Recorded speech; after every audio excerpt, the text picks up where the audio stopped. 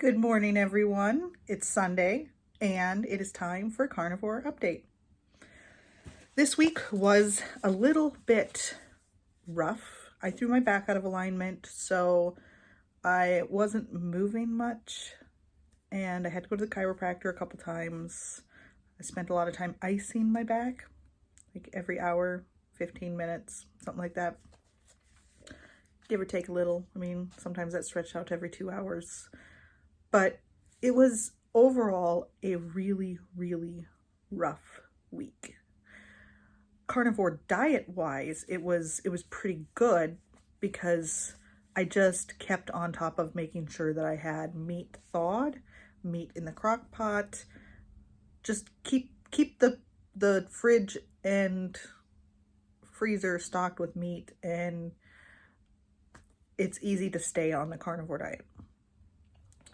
So carnivore wise, it was pretty good. Now, I did get on the scale. Like I said, I'm going to get on the scale every Sunday just to see if it's trending downward or what's going on.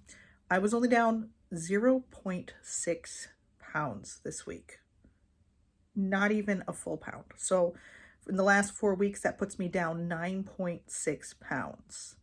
Now, I did try a couple of new things this week, which could potentially create some issues. I did try a snack called Wisps, and they are just dried cheese discs. They're crunchy, delicious. So I did try some Wisps one day, and I was trying to increase my fat, and I did it too quickly, and that caused some gastrointestinal issues. So I had a day that I just decided I was going to eat a stick of butter, like steak and butter gal. There's a couple of carnivores that will literally just eat a stick of butter. I was like, I could do that. Yeah, no biggie. I buy the grass-fed butter, and it's actually really good. You can tell the difference between grass-fed butter and the butter that you just buy like, cheap at Walmart or Aldi's, wherever, but you can tell the difference. Grass-fed butter is creamier and richer, and it's yellow instead of white. So I did eat a stick of butter, and it did affect me negatively. So I think that is something that you have to you start small and then slowly increase. So maybe just eat a tablespoon or 1/8 of a stick for a week, and then the next week increase it, and then the week after that increase. So I think it's something that I have to slowly ease myself into.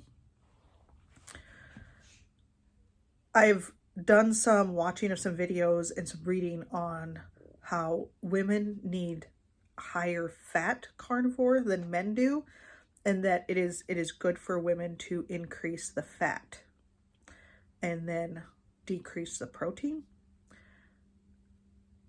I'm getting plenty of protein because I'm eating lots of beef, and I am eating fattier cuts of beef. So I do eat chuck roast, and I occasionally eat ribeye.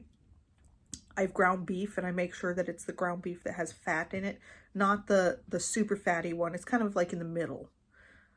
Maybe it's probably like an 80-20, I think. I'm not positive. I'll have to take a look at it.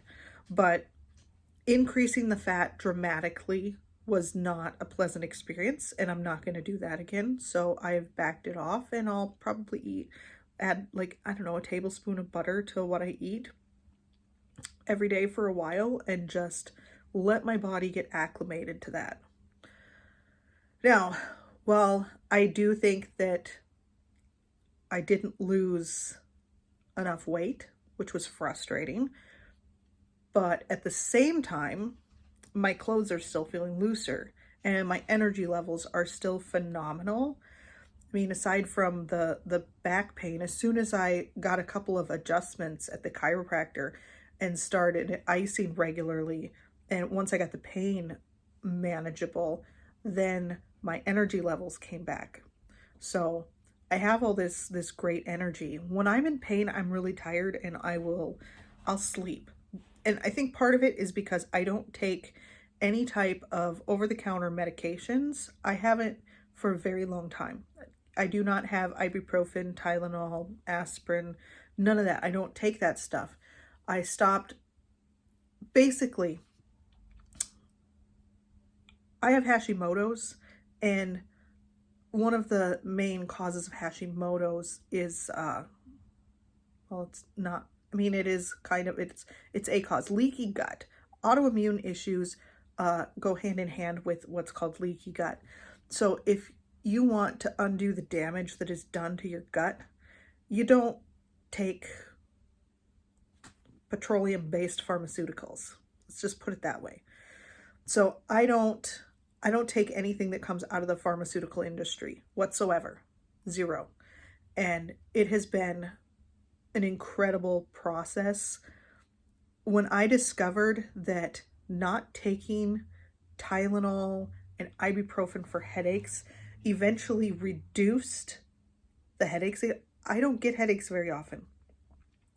When I get a headache, it means I'm dehydrated, which is not very often because I make sure that I drink plenty of fluids.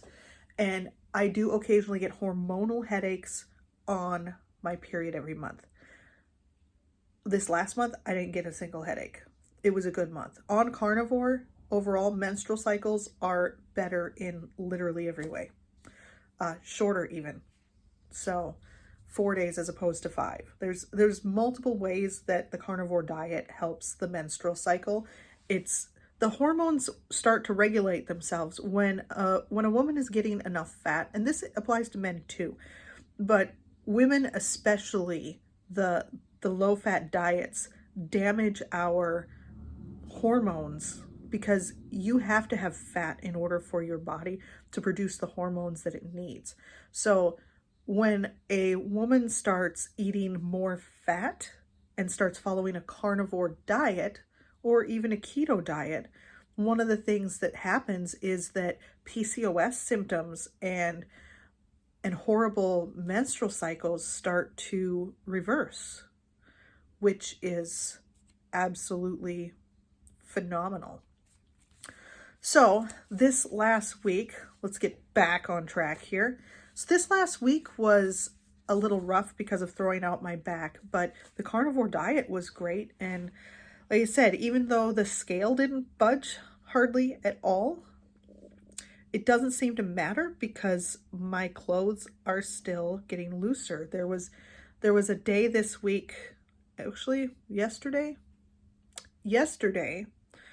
I have these packed organic cotton soft spun t-shirt dresses, and I don't wear them very often. They're short.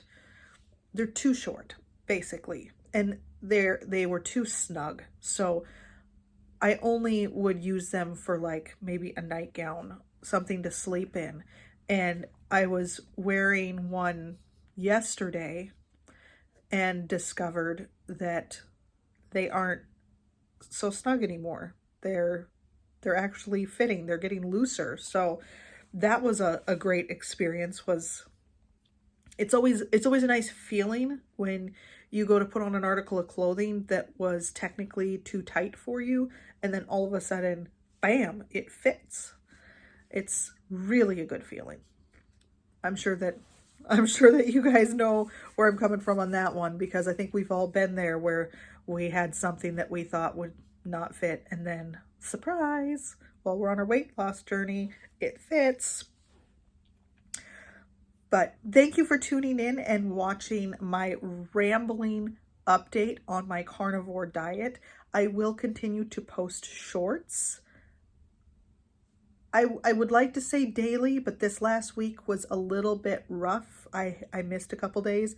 I was in a lot of pain, and it was on top of throwing out my back, it was an incredibly busy week.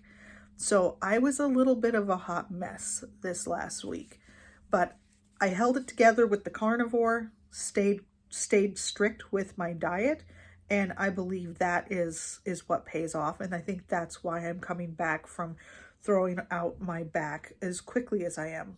Just a couple of adjustments and I see a huge difference. There's a huge reduction in the pain. So I think that my carnivore diet is helping even in that regard. Well, thank you for watching, and please tune in next week, and I will have a update for you next week.